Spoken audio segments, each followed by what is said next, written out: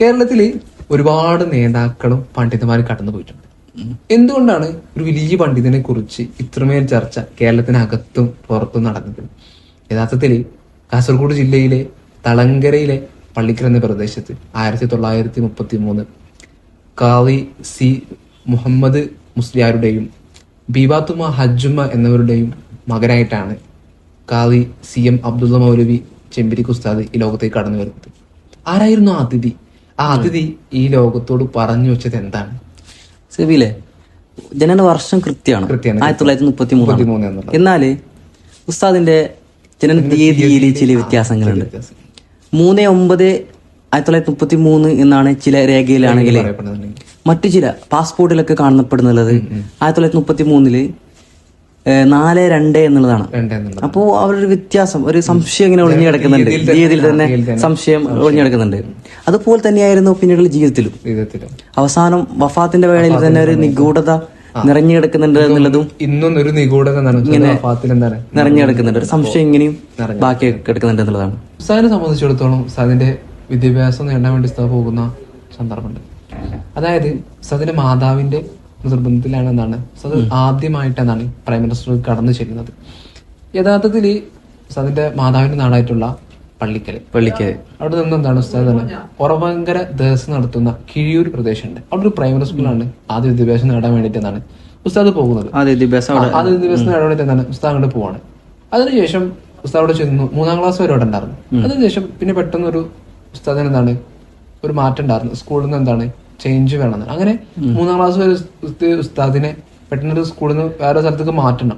സ്വാഭാവികമാണ്. അവിടുത്തെ എനിക്ക് തോന്നുന്നു ചരിത്രത്തിൽ പറയുന്നുണ്ട് അവിടുത്തെ ഹെഡ് മാസ്റ്റർ അടക്കം ഉസ്താദിനെ ഗുഡ് ബോയ് എന്ന് വിളിച്ചിട്ടുണ്ടായിരുന്നു.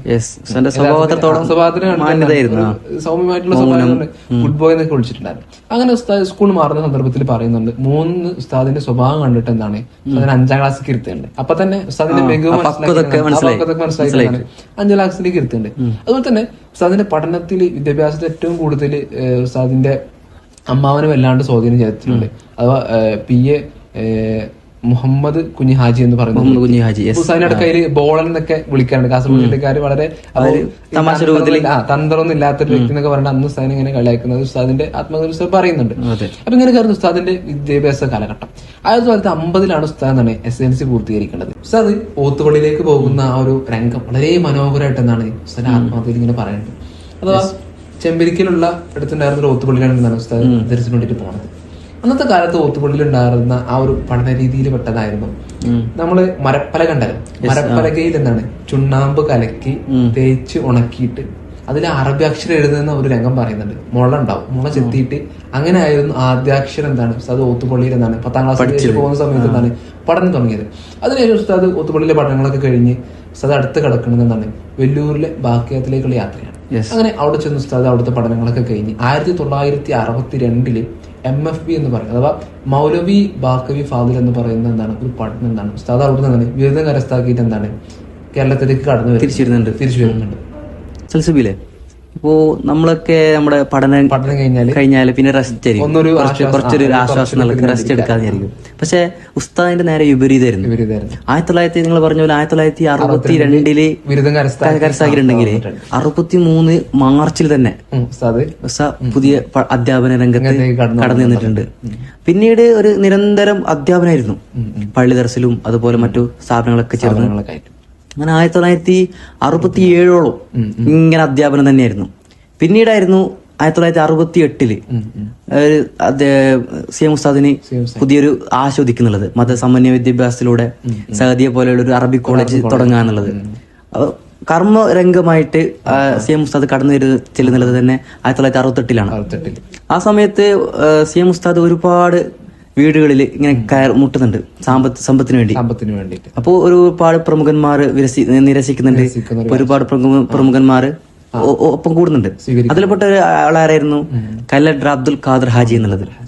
അദ്ദേഹമായിരുന്നു പിന്നീട് CM ഉസ്താദിനെ ഒന്നിച്ചിങ്ങനെ അദ്ദേഹത്തിന്റെ വളർച്ചയ്ക്ക് ഇങ്ങനെ സഹായമായിട്ടുള്ളത്.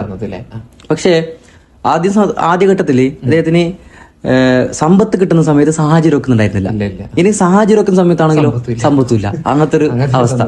അങ്ങനെയുള്ള അവസരത്തിലായിരുന്നു കലക്ടർ ഖാദർ ഹാജി പറയുന്നുള്ളത് നമുക്ക് പുതിയൊരു സ്ഥാപനം തുടങ്ങുക എന്നുള്ളത് ഒരു പ്രയാസമുണ്ട്. അപ്പോ നിലവില് ഒരു സ്ഥാപനം ആലിയ കോളേജ് ഉണ്ട് അന്ന് കാലത്ത് ഉണ്ടായിരുന്നത്. അപ്പൊ ആ ആലിയ കോളേജ് വൈസ് പ്രിൻസിപ്പൾ ആയിട്ട് നിങ്ങളെ നിയമിക്കാം, നിങ്ങൾ അത് ഒന്നുകൂടി മനോഹരമാക്കാം, നല്ല രൂപത്തിൽ കൊണ്ടുപോകാന്നുള്ളത്. അങ്ങനെ അവിടെ വൈസ് പ്രിൻസിപ്പൾ ആയിട്ട് 1968 ചേരുന്നുണ്ട്. പിന്നീട് കുറച്ചു വർഷങ്ങൾ ചേർന്നു. പിന്നീട് ആലിയ കോളേജ് തന്നെ ഭരണഘടനയിലെ ചെറിയ പ്രശ്നങ്ങൾ വന്നു. ആ പ്രശ്നങ്ങളൊക്കെ കഴിഞ്ഞ് പിന്നീട് 1968 ഉസ്താദിനെ പുതിയൊരു ആസ്വദിച്ചു. സഹദി ഒരു അറബി കോളേജ് തുടങ്ങണം, സമന്വയ വിദ്യാഭ്യാസം ഇനി ലോകത്തേക്ക് വിളിച്ചു പറയണം എന്നുള്ള ഒരാശയം. പിന്നീടാണ് ഈ നമുക്ക് ഇന്ന് കാണുന്ന സഹദിയ പോലെയുള്ള വലിയൊരു അറബി കോളേജ് നമുക്ക് കാണാൻ സാധിച്ചത്. അവിടെയാണ് ഇതിന്റെ ഒരു തുടക്കം എന്നുള്ളത്. എന്തായിരുന്നു ആ സഹദിയുടെ പിറകിന്റെ പിന്നിലെ ചരിത്രം? അതെ, ഉസ്താദ് ഞാൻ പറഞ്ഞല്ലോ 1968 ഉസ്താദ് ഇങ്ങനെ ചിന്തിക്കുന്നുണ്ട് പുതിയ സഹദിയ അല്ലെങ്കിൽ ഒരു അറബിക് കോളേജ് എങ്ങനെ സ്ഥാപിക്കാന്നുള്ളത്. അപ്പോ സാഹചര്യങ്ങളൊക്കെ ഒത്തുവരുന്നില്ല, അങ്ങനെയൊക്കെ സംഭവിക്കുന്നുണ്ട്. അപ്പൊ അതിനൊക്കെ മുമ്പ് പഠനമെടുക്കത്ത് ആലിയ കോളേജിൽ വൈസ് പ്രിൻസിപ്പൾ ആയിട്ടുണ്ടായിരുന്നല്ലോ. അതൊക്കെ കഴിഞ്ഞിട്ടാണ് ഇങ്ങനെ ചിന്തിക്കുന്നുള്ളത്. അപ്പോ ഉസ്താദിനെ വളരെയധികം സഹായിച്ച വ്യക്തി ഉണ്ടല്ലോ, കലക്ടർ അബ്ദുൽ ഖാദർ ഹാജി. അദ്ദേഹം പറയുന്നുണ്ട് എങ്ങനെയാണ് ഒരു അറബിക് കോളേജ് സ്ഥാപിക്കുന്നത്, അതിനുള്ള സാഹചര്യം ഒന്നും ഒക്കൂല എന്നൊക്കെ പറയുന്നുണ്ട്. അങ്ങനെ ഒരു ദിവസം അവർ ചർച്ചയ്ക്ക് ഒരുങ്ങി. നമ്മുടെ CM ഉസ്താദും അതുപോലെ അബ്ദുൽ ഖാദർ ഹാജിയും അതുപോലെ വലിയ വലിയ ഉദ്യോഗസ്ഥർ പ്രമുഖന്മാരൊക്കെ ചേർന്ന്. ആ സമയത്ത് ഉസ്താദിന് മനസ്സിൽ വരുന്ന ഒരു ഉപായാണ് പിന്നീട് സാധ്യമായിട്ട് മാറിയത്. ഉസ്താദ് പറയുന്നുണ്ട് എനിക്കിപ്പോ ഒരു 10 കുട്ടികൾ തന്നാൽ മതി, ഫ്രീ ആയിട്ട് ഞാൻ പഠിപ്പിച്ചോളാം. അവർക്ക് വേണ്ട ഭക്ഷണ ചെലവ്, ഒരു വർഷത്തേക്കുള്ള ഭക്ഷണ ചെലവ് നിങ്ങൾ കണ്ടെത്തിയാൽ മതി, അവരെ കൃത്യമായിട്ട് നന്നായിട്ട് ഞാൻ പഠിപ്പിച്ചോളാം. ഏറ്റെടുക്കും. അതായത് ഉസ്താദിന്റെ ഒരു ബുദ്ധിയാണ്. അപ്പൊ ആ ഒരു സാഹചര്യത്തിൽ ഉസ്താദ് അങ്ങനെ പറയുകയും ഉടനെ തന്നെ അബ്ദുൽ ഖാദർ ഹാജി ഇത് ഞാൻ ഏറ്റെടുത്തു എന്ന് പറഞ്ഞ് ഏറ്റെടുക്കുകയും ചെയ്തു. അപ്പൊ അബ്ദുൽ ഖാദർ ഹാജി പറഞ്ഞത് എന്ന് വെച്ചാല് എനിക്ക് ഒരു പഴകിയ വീടുണ്ട്, അവിടെ ആരും ഉപയോഗിക്കാറൊന്നുമില്ല. അപ്പോ അവിടെ നിങ്ങൾ ഈ 10 കുട്ടികളെ വെച്ച് പഠിപ്പിച്ചോളി, ശമ്പളം വേണ്ടെന്ന് ഉസ്താദ് ഫസ്റ്റ് ആദ്യം പറഞ്ഞല്ലോ, ഫ്രീ ആണെന്ന്. പിന്നീട് അങ്ങനെ പഠിപ്പിക്കാൻ തുടങ്ങി. അവിടെ വെച്ചാണ് സാദിയ എന്നുള്ള പിറവി. ഉസ്താദ് പിന്നീട് സാദിയ എന്ന് പേര് നൽകി. പിന്നെ 1971 ഏപ്രിൽ 28 ഉദ്ഘാടന ചടങ്ങില് വലിയ പ്രമുഖന്മാർ ഉസ്താദുമാർക്ക് വരുന്നുണ്ട്. അങ്ങനെ പിന്നീടാണ് ഈ സാദിയ എന്നുള്ളൊരു ലക്ഷ്യത്തിലേക്ക് ഉസ്താദ് കടന്നു ചെല്ലുന്നുള്ളത്. ഇത് കഴിഞ്ഞിട്ട് തോന്നുന്നു 1973 ഉസ്താദ് എന്നാണ് വലിയ ഒക്ടോബർ 10 ഹജ്ജിന് പോണത്. അങ്ങനെ ഹജ്ജ് കർമ്മത്തിന് പോയി ഹജ്ജ് കർമ്മൊക്കെ കഴിഞ്ഞിട്ട് തിരിച്ചു വരുന്നുണ്ട്. ജീവിതത്തിൽ ഒരിക്കലും ഉസ്താദ് ആഗ്രഹിക്കാത്തൊരു സംഭവമാണ് ഖാദിസ്ഥാൻ എന്ന് പറയുന്നത്. അപ്രതീക്ഷിതമായിട്ട് ഉസ്താദിലേക്ക് അത് കടന്നു വരുന്നുണ്ട്. അത് ചരിത്രത്തിൽ പറയുന്നുണ്ട്. എങ്ങനെയാന്ന് വെച്ചാല് ഉസ്താദ് ദുആ ചെയ്തൊരു സന്ദർഭം പറയുന്നുണ്ട്. എന്റെ പിതാവ് ജീവിച്ചിരുന്ന് ഒരു കാലഘട്ടം ഉണ്ടാവും, പക്ഷെ പിതാവ് വഫാത്തായതിനു ശേഷമാണ് ഞാൻ ഈ ലോകത്തുണ്ടെങ്കിൽ എന്നെ നീ വിദേശത്താക്കണേ പഠിച്ചോന്ന് പറയുന്നത്. അങ്ങനെ ദുആ ചെയ്യുന്നുണ്ട്. പക്ഷെ എന്നാലും സ്വാഭാവികമാണ് നാട്ടിലെ സാഹചര്യം, പള്ളിക്കലത്തെ പോലെ ചെമ്പിരിക്കലത്തെ അവസ്ഥ ഒക്കെ മനസ്സിലാക്കിയിട്ട് എന്താണ് വളരെ സ്കൂളിൽ തന്നെ പ്രയാസങ്ങളും കലഹങ്ങളും കുട്ടിപ്പാട്ടുകളൊക്കെ തുടങ്ങി. അപ്പൊ അങ്ങനെ ഇതൊക്കെ ഉണ്ടായ സമയത്ത് നാട്ടുകാർക്ക് വേറെ തീരുമാനമല്ല. കാരണം ഉപ്പാന്റെ ആ ഖാദിസ്ഥാൻ നാട്ടുകാർ കണ്ടതാണ്. അതുകൊണ്ട് തന്നെ പിതാവിന്റെ ഒരു മാതൃക തന്റെ മകനിലുണ്ടാകുന്ന പ്രതീക്ഷിച്ചു ഒരു 14 ജമാഅത്ത് കൂടിയിട്ട് എന്താണ് ഉസ്താദിനെ എന്താണ് അങ്ങനെ ഉസ്താദ് ആ ഖാദിസ്ഥാൻ ഏറ്റെടുക്കാൻ വേണ്ടിട്ട് എന്താണ് തിങ്കളാഴ്ച ദിവസം 1974 എന്താണ് ഉസ്താദ് വരുന്നുണ്ട്. അങ്ങനെ ഉസ്താദ് പള്ളിയിലേക്ക് എത്തി അവിടുന്ന് ഖാദിസ്ഥാനൊക്കെ സ്വീകരിക്കുന്നുണ്ട്. അത് കഴിഞ്ഞ് പിന്നെ 1972 കൊട്ടിക്കുളം എന്ന് പറയുന്ന മറ്റൊരു ജമാഅത്തിന്റെ ഹനഫി പള്ളിയുടെ അവിടുത്തെ ഒരു ഖാദിയായിട്ട് ഉസ്താദ് ഏറ്റെടുക്കുന്നു. അത് കഴിഞ്ഞ് 1972 ഉസ്താദ് എന്താണ് പള്ളിസ്ഥാനം ഏറ്റെടുക്കുന്നത്. 2008 എന്താണ് മറ്റൊരു പള്ളി മംഗലാപുരം എന്ന് പറയുന്ന വലിയൊരു പ്രദേശത്തിന്റെ തന്നെ എന്താണ് ഖാദിസ്ഥാനം ഏറ്റെടുക്കുന്നുണ്ട്. അങ്ങനെ മഞ്ചേശ്വരം പറയുന്നത് നമ്മൾ ഈ അടുത്ത പ്രദേശമായിട്ടുള്ള അവിടുത്തെ ഖാദിസ്ഥാനങ്ങൾ, അങ്ങനെ നിരന്തരം ഓരോ ഖാദിസ്ഥാനങ്ങൾ എന്താണ് ഉസ്താദ് ഏറ്റെടുത്ത് കൂടി അങ്ങനെ മംഗലാപുരത്തിന്റെയും ഈ പറയുന്ന കാസർഗോഡ് ജില്ലയിലെ ഈ ഒരു സമുദായത്തിന്റെ നേതാവുന്ന സ്ഥലത്തേക്ക് എന്താണ് ഉസ്താദ്. അതിനുശേഷം ഇതൊക്കെ ഉണ്ടായി. ഇപ്പൊ ഇങ്ങനെയൊക്കെ ഉണ്ടെങ്കിൽ പോലും സ്വാഭാവികമാണ് വിദേശ യാത്രകൾ എന്ന് പറയുന്നത് എന്താണ് ഒരു ഖാദിയെ സംബന്ധിച്ചിടത്തോളം നിർബന്ധ ഘട്ടമാണ്. അപ്പൊ ഉസ്താദ് പറയുന്നുണ്ട് എന്റെ പേഴ്സണൽ ആവശ്യത്തിൽ ഒരിക്കലും ഞാൻ എന്താണ് വിദേശയാത്ര നടത്തിയിട്ടില്ല. മറ്റുള്ളവർക്ക് വേണ്ടിയിട്ട് എന്താണ് UAE-ലും ഖത്തറിലും ബഹ്റൈനിലും അതുപോലെ തന്നെ മലേഷ്യയിലും സിംഗപ്പൂരിലൊക്കെ ഉസ്താദ് പോയിട്ടുണ്ട്. അതൊക്കെ ഉസ്താദ് പോയത് ജനങ്ങൾക്ക് വേണ്ടിയിട്ടായിരുന്നു എന്നുള്ളതാണ് ഏറ്റവും വലിയ ഒരു അത്ഭുതമായിട്ട് കാണാൻ സാധിക്കും. അതുപോലെ തന്നെ ഈ യാത്രകളും ഖാദിസ്ഥാനൊക്കെ ഉണ്ടാവുന്ന സമയത്ത് ഉസ്താദ് വളരെ രസകരമായിട്ട് പറയുന്നുണ്ട്. കുടുംബത്തെ കുറിച്ച് പറയുന്ന സമയത്ത് 4 പെൺമക്കളും 3 ആണുകൾ മക്കളാണ് ഉസ്താദ്. പക്ഷെ അവരുടെ കാര്യത്തിൽ ഒരു കുറവ് വരുത്തില്ല. വിദ്യാഭ്യാസ കാര്യങ്ങള് അതുപോലെ തന്നെ അവരുടെ വിവാഹം ഇതിലൊക്കെ ഉസ്താദ് തന്നെ കൃത്യമായിട്ട് ഉസ്താദ് ഇടപെട്ടു ആ കാര്യങ്ങളൊക്കെ ചെയ്തു എന്നുള്ളതാണ് വലിയ നമ്മൾ അത്ഭുതപ്പെടുത്തുന്ന ഒരു കാര്യം. ഇന്നിപ്പോ നമുക്ക് ചെറിയൊരു കാര്യം തന്നെ നമുക്ക് പല കാര്യങ്ങളും ചെയ്യാൻ വയ്യ. പക്ഷെ ഉസ്താദ് പറയുന്നുണ്ട് ഞാൻ ശാരീരികമായിട്ടും മാനസികമായിട്ടും തന്നെ ഒരിക്കലും തളർന്നൊരു അവസ്ഥ ഉണ്ടായിട്ടില്ല എന്നുള്ളതാണ്. ഉസ്താദിന് ഉസ്താദിന്റെ ഉമ്മയും കൂടിയിട്ടാണ് ഹജ്ജിന് പോകുന്ന സന്ദർഭം ഉണ്ടല്ലോ. ആ ഒരു സന്ദർഭത്തിലാണ് ഉസ്താദിന്റെ ഇപ്പൊ വഫാത്താവുന്നത്. അങ്ങനെ വഫാത്തായി ഉസ്താദിന്റെ ഉപ്പാനെ കബറടക്കുന്ന ഒരു സിറ്റുവേഷൻ എത്തുന്നുണ്ട്.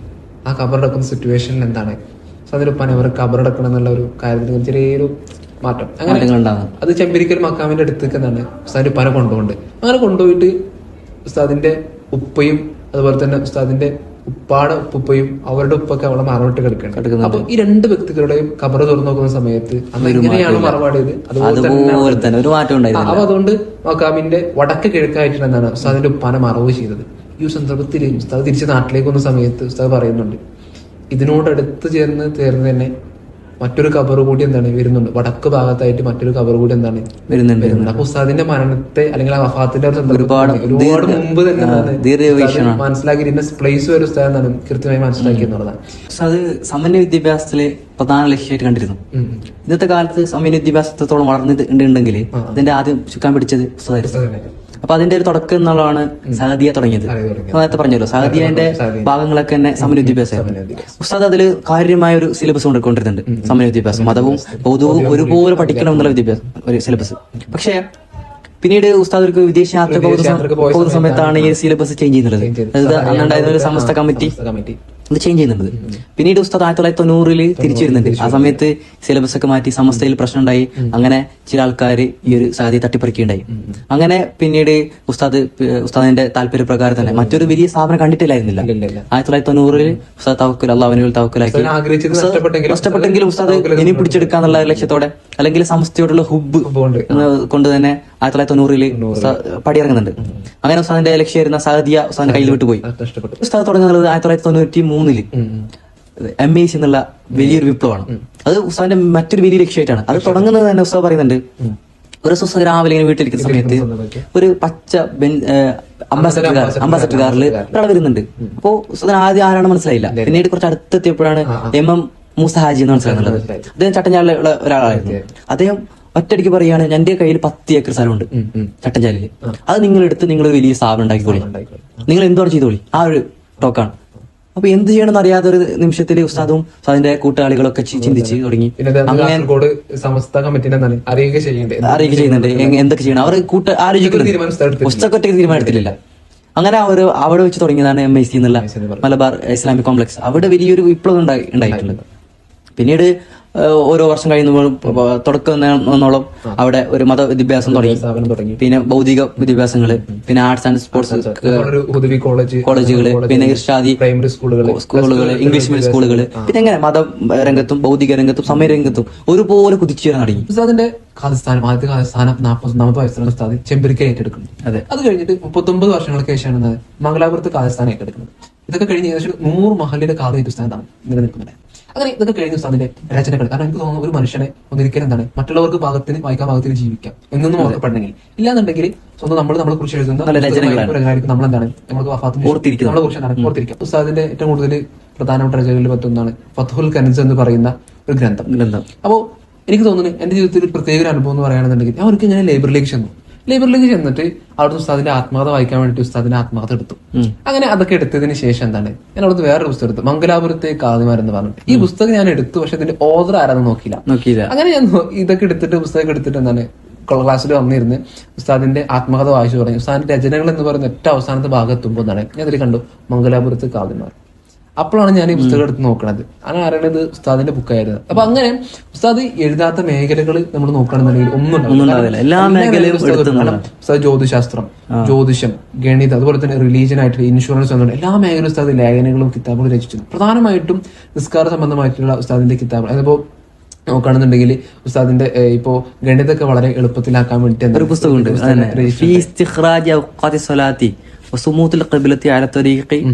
ലോകരിതം എന്നുള്ള ഒരു പുസ്തകമുണ്ട്. ഈ പുസ്തകത്തിന്റെ ലക്ഷ്യം വെച്ചിട്ടുള്ളത് പറഞ്ഞാല് ഉസ്താദ് നിസ്കാര സമയത്ത് നമുക്ക് സമയം ക്രമീകരിക്കാൻ കുറച്ച് ബുദ്ധിമുട്ടുണ്ട്. പക്ഷെ എത്രത്തോളം ഒരു ലോകരിതം വെച്ചിട്ട് എത്രത്തോളം മനോഹര എളുപ്പത്തിൽ ഒരു മനസ്സിലാക്കാൻ സാധിക്കും. അത്രത്തോളം സിമ്പിൾ ആക്കി കൊടുക്കുക എന്നുള്ളത് ഉസ്താദ് കൃത്യമായിട്ട് ഒരു പുസ്തകം എഴുതിയാണ്. ആ പുസ്തകമായിരുന്നു പിന്നീട് അറിയപ്പെട്ടത്. സി.എം. ഉസ്താദ് രചിച്ച ഒരു പ്രധാനപ്പെട്ട ഒരു കൃതിയുണ്ട്, അത് ഗോളശാസ്ത്രത്തെ കുറിച്ചാണ്. ഇന്നത്തെ ആധുനിക സാങ്കേതിക വിദ്യയുടെ വെളിച്ചത്തിൽ ഒരു 2 പാർട്ടിൽ ഇറക്കിയിട്ടുണ്ട്. ചെറിയ കൃതിയാണ്. ഇൽമുൽ ഫലഖ് അലാ ഇൽമുൽ ഹദീസ് എന്നുള്ളൊരു ഗോളശാസ്ത്രമാണ് ഏറ്റവും നല്ല ആ ഒരു ടൈപ്പിലാണ് ഉസ്താദ് ഈ കത്ത് രചിച്ചിട്ടുള്ളത്. ആ ത്യാഗിയുടെ ത്യാഗത്തിന് അനുഗുണമായിട്ട് എന്താണ്, പ്രതിഫലമായിട്ട് എന്താണെന്നോളം ആ സ്വർഗത്തിൽ എന്താണ് അവരുടെ ദർജ ഉയർത്തട്ടെ. നമുക്ക് എന്താണ് ആത്മാർത്ഥമായി പ്രാർത്ഥിക്കാം.